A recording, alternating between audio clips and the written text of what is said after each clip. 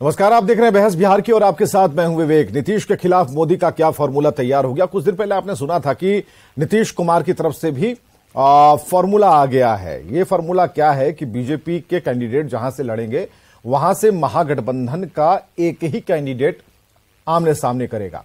तो कुल मिलाकर ये फॉर्मूला और चारों तरफ सियासी बयानबाजी, उसके बीच में बीजेपी के अंदर एक भय वाला माहौल कि ये किस तरह का इक्वेशन है। लेकिन नीतीश कुमार जाने जाते हैं सोशल इंजीनियरिंग के लिए। अभी जो घटनाएं हो रही हैं, जिस तरह से उनके दल से लोग बाहर जा रहे हैं, हम मांझी जी की बात कर रहे हैं, जीतन राम मांझी, और जो उन्होंने बयान दिया, उन्होंने बार बार कोशिश की लेकिन कहा कि रहना रहिए नहीं तो बस लपेट लीजिए। तो ऐसी स्थिति में क्या करते मांझी? हालांकि मांझी ने अपनी एक डेट डिक्लेयर की है कि वो भी एक मीटिंग करेंगे, फैसला लेंगे। मांझी अभी भी ये बयान दे रहे हैं कि नीतीश में प्रधानमंत्री बनने के सारे गुण हैं, लेकिन कोई उनको इस तरीके से तवज्जो नहीं दे रहा है। बहुत सारी बातें एक साथ हो रही हैं। हालांकि पीछे अगर आप देखेंगे इस कमल में तो आपको ऐसा लगेगा कि कुछ चेहरों को पहले ही हमने इसमें जोड़ रखा है, लेकिन जब आप इनको सुनेंगे, इनकी पार्टी लाइन को समझेंगे, इनकी मन स्थिति को भापने की कोशिश करेंगे तो आपको पता चलेगा कि बीच में नरेंद्र मोदी तो हैं, लेकिन किस तरीके से उन्होंने इससे सोशल इंजीनियरिंग के फॉर्मूले को कसा है। ये नीतीश कुमार का फॉर्मूला जाना जाता है, लेकिन ऐसा थोड़ी है कि नीतीश कुमार ने उसको पेटेंट करा लिया है। कोई भी खेल सकता है। तो इस तस्वीर को अगर आप ध्यान से देखेंगे तो आपको यह पता चलेगा कि कैसे कैसे पूरे तालमेल के साथ बहुत बढ़िया तरीके से इसे सजाया गया, इस कमल को सजाया गया है। फिर सवाल है कि नीतीश के खिलाफ मोदी का फॉर्मूला क्या तैयार है? इसी पर आज डिबेट है और रिपोर्ट, हमने जितनी बात कही वो खुद में एक रिपोर्ट है, लेकिन हम आज इस पर बहस भी करेंगे। प्रेमरंजन पटेल जी को हमने बुलावा भेजा, प्रवक्ता बीजेपी के आते होंगे, उनके बारे में सूचना मिल रही है कि अभी तक स्टूडियो नहीं पहुंचे हैं। डॉक्टर सुनील सिंह हमारे साथ प्रवक्ता जेडीयू मौजूद है, बहुत स्वागत है। डॉक्टर संजय कुमार राजनीतिक विश्लेषक हमारे साथ मौजूद है, बहुत स्वागत है। असिता तिवारी जी का स्वागत, प्रवक्ता कांग्रेस से हैं, बहुत बहुत स्वागत है।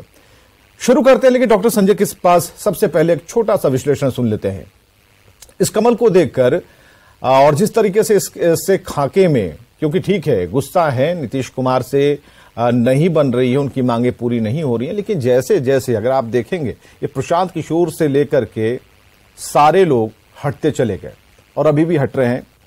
अब ये बताइए कि जब कोई साथ नहीं होगा तो कैसे मजबूती से लड़ने की कोशिश की जाएगी, प्रयास किया जाएगा? डॉक्टर संजय।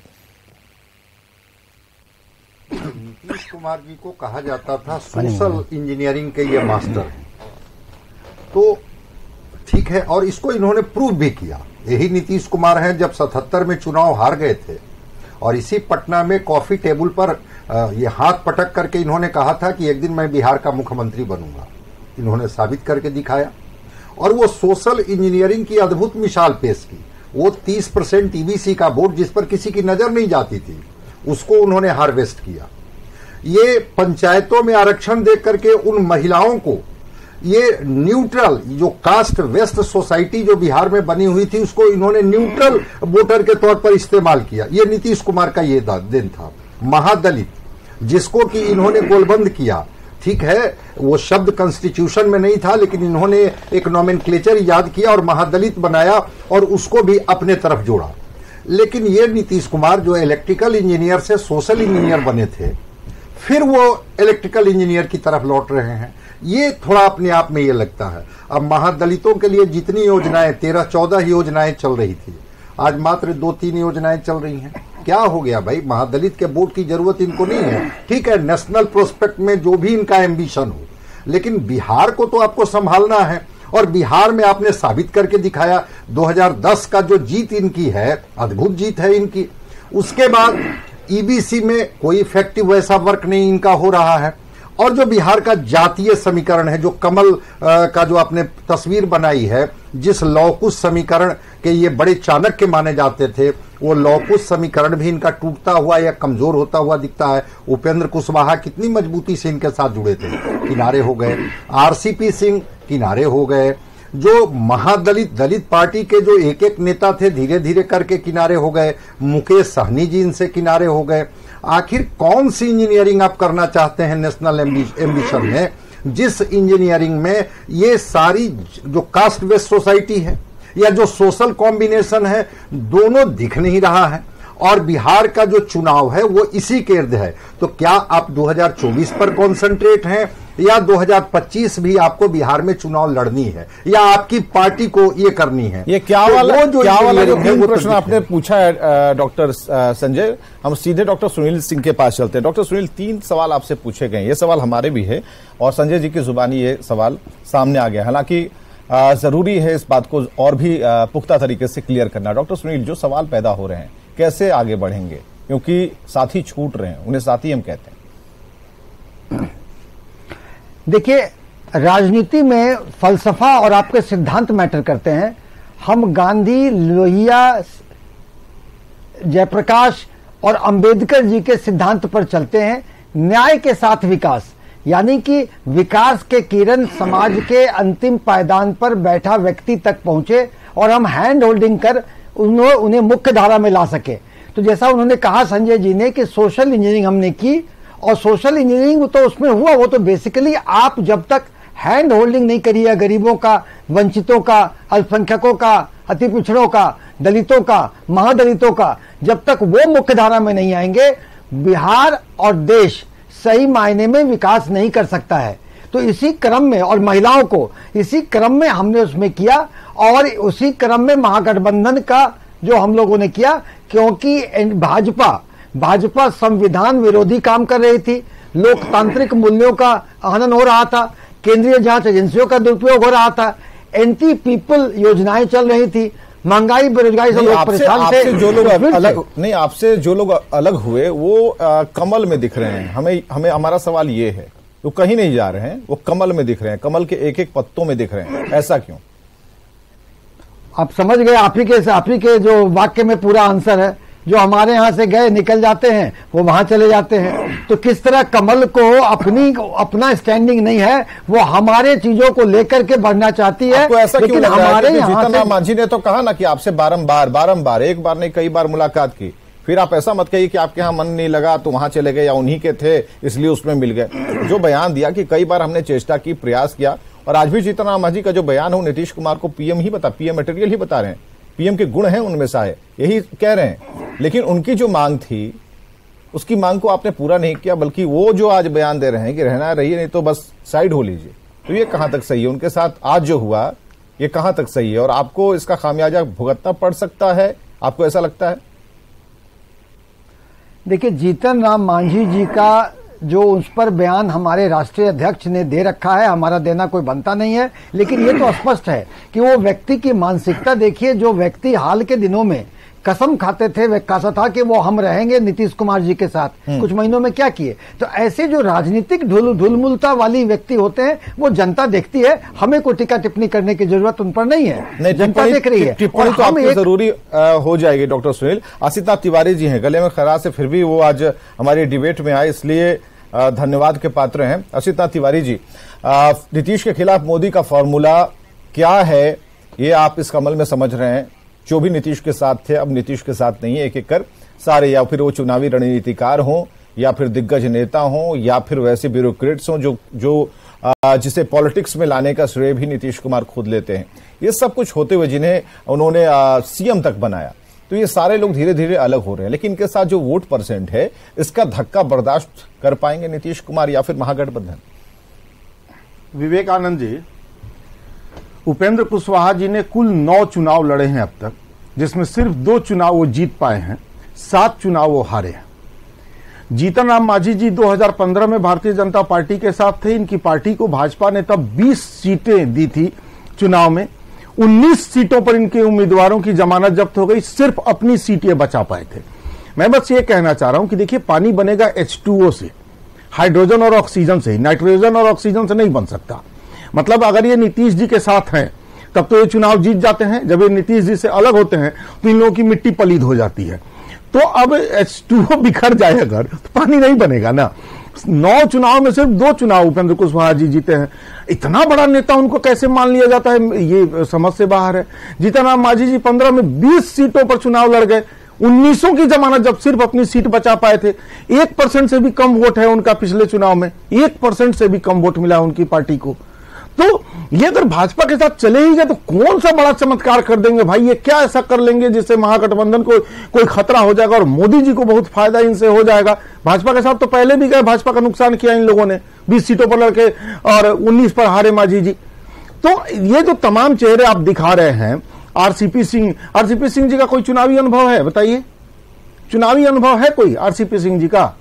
क्या कर लेंगे? ठीक है, आईएएस हो जाना अलग बात है, राजनेता होना अलग बात है। तो ये जो तमाम आप दिखा रहे हैं ना, ये सब बरसात में सिल चुके, गीले हो चुके पटाखे हैं, जिनका इस्तेमाल सिर्फ यही है कि घूरा में रख के ताप लिया जाए, फूटने उठने वाले नहीं है, इसलिए इनकी चिंता मत कीजिए। मीटिंग से पहले मांझी का जाना ये कितना इफेक्ट करेगा?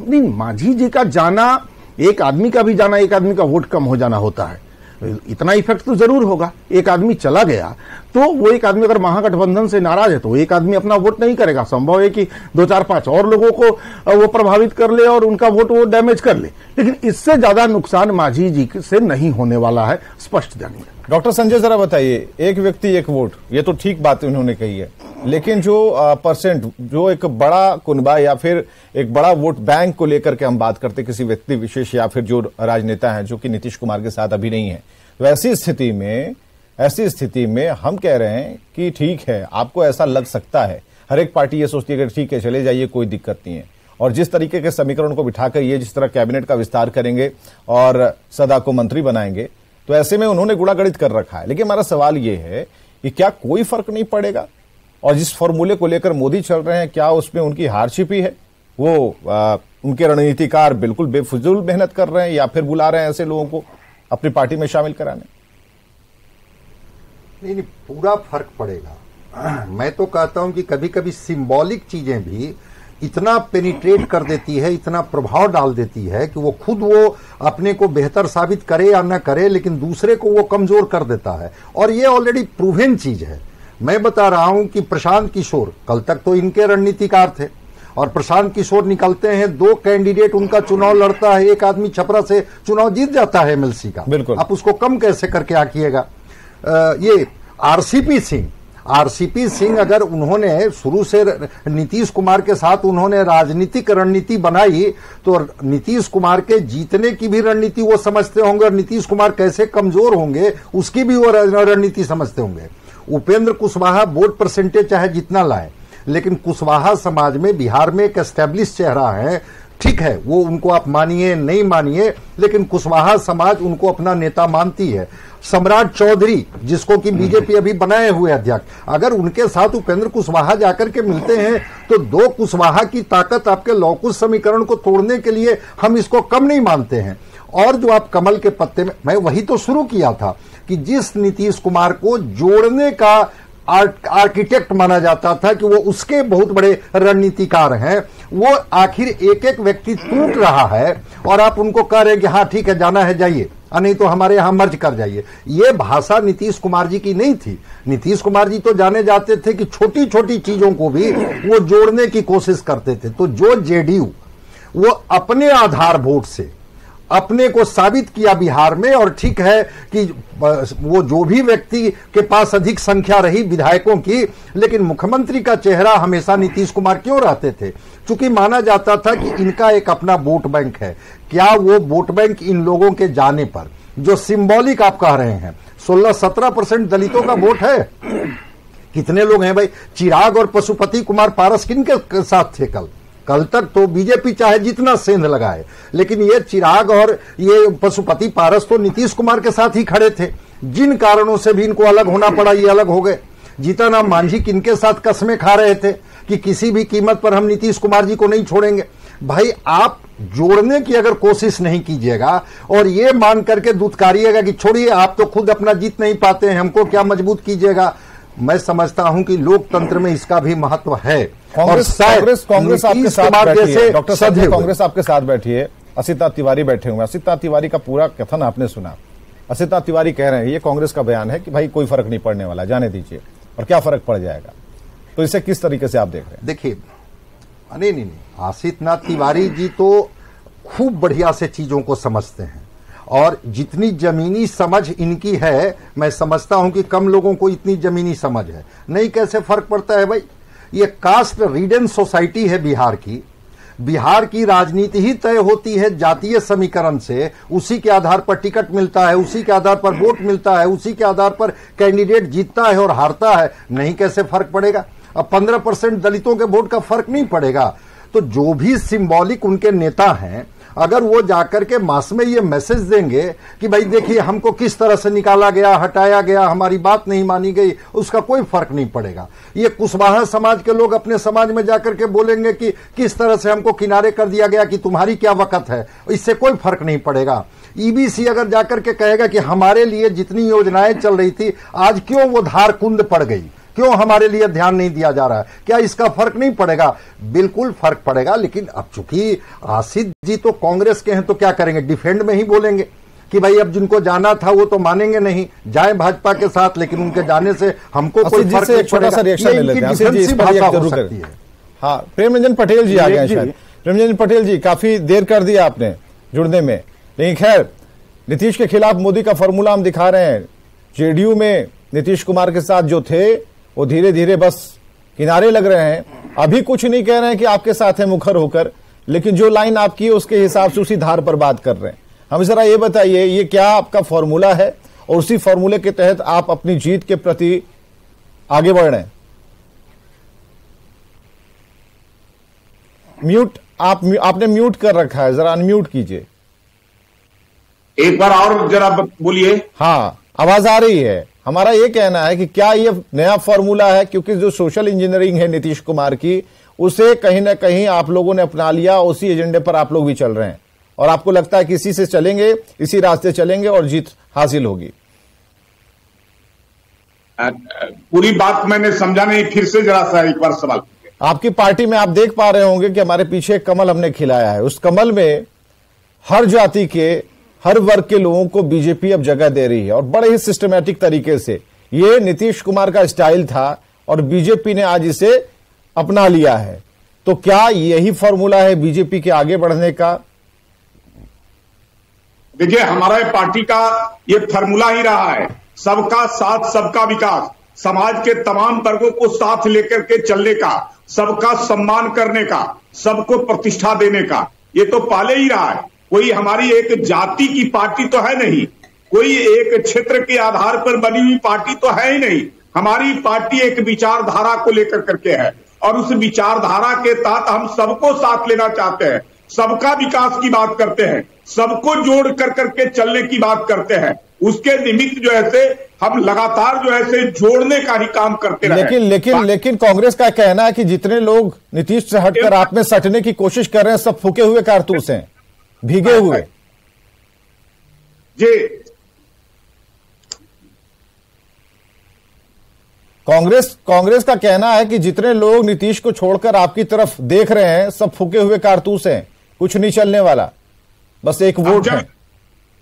जो उनके साथ रहते हैं उनमें बड़ा प्रभावशाली रहते हैं और जो उनको छोड़ देते हुए फूके हुए कारतूस होते हैं। मैं तो समझता हूं कि इनकी पार्टी जो महागठबंधन है, चाहे वह कांग्रेस हो, जदयू हो, राजद हो, इनको आजमा लिया है बिहार की जनता ने, देश की जनता ने भी। अब इन पर कोई भरोसा नहीं है, अब इनके जो है पर कोई विश्वास नहीं करता है, इसलिए यही लोग फूके हुए कारतूस हैं। अब इनके ऊपर से भरोसा टूट गया है। अब भरोसा सीधा है हमारे नेता प्रधानमंत्री नरेंद्र मोदी के ऊपर। लोगों को विश्वास है कि बिहार के लिए भी वो कर सकते हैं जब पूरे देश के लिए काम कर रहे हैं। और बिहार का जितना विकास के लिए उन्होंने किया है, चाहे 125 करोड़ रुपये का वो पैकेज देना, ठीक है, वो पैकेज वाली बात। लेकिन उससे पहले आसिफ नाथ तिवारी जी से सुन लेते हैं, क्योंकि रिएक्शन जरूरी है ना। आप बोलकर निकल जाइएगा, स्टूडियो खाली कर दीजिएगा। हाँ आसिफ जी, यहां पर आपने जो बात कही उस पर उनका जवाब आ गया है।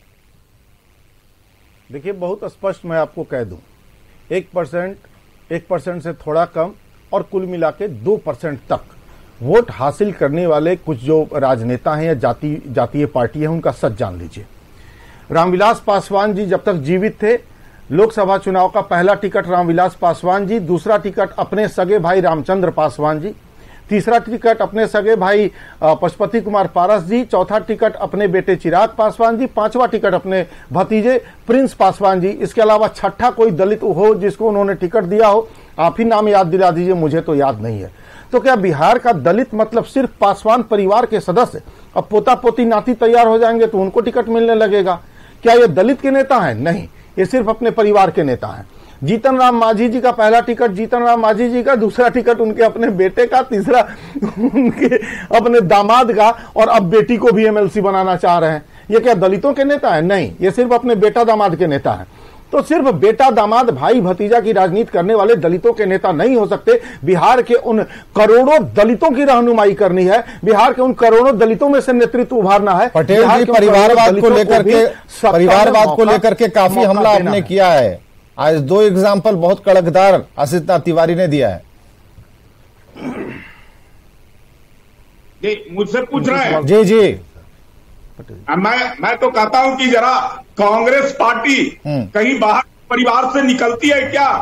केवल जो ऐसे कांग्रेस में राजकुमार, आप नेहरू जी से देख लीजिए, नेहरू, इंदिरा, राजीव गांधी, सोनिया गांधी, प्रियंका, राहुल गांधी, इससे बाहर नहीं जो ऐसे। अब राहुल गांधी अगर एक परिवार के राजकुमार हैं तो उनको पूरे देश का राजकुमार ये आ रही है। उसी तरह राजद के अंदर में केवल एक परिवार की पार्टी, एक पूरा परिवार, और वो भी जो है किसी जनता के लिए नहीं वो परिवार सोचता है, केवल अपने परिवार के लिए ही सोचता है। जब भी मौका मिलता है तो वो उसको लगता है कि पूरा देश हमारा है, हम उसको कितना जो है हथिया कर करके अपने घर में भर ले। जब भी जो है मौका मिला है, आपने देखा है कि तेजस्वी यादव के लिए कितना जो है संपत्ति बिना कुछ नहीं, तो आप भी तो उन्हीं ही समेट रहे हैं ना। अभी दो एग्जाम्पल देखकर आपके ऊपर आरोप नहीं लगाया जा रहा है। उन नेताओं के बारे में आज नहीं, उन नेताओं के बारे में बहस चल रही है जो आपके कमल में आगे दिख सकते हैं, आपके कमल के साथ हो सकते हैं। उनकी हिस्ट्री को जाने बिना क्या वो जाकर वो दाग जो परिवारवाद का आप लगाते रहते हैं, क्या वो धुल जाएगा?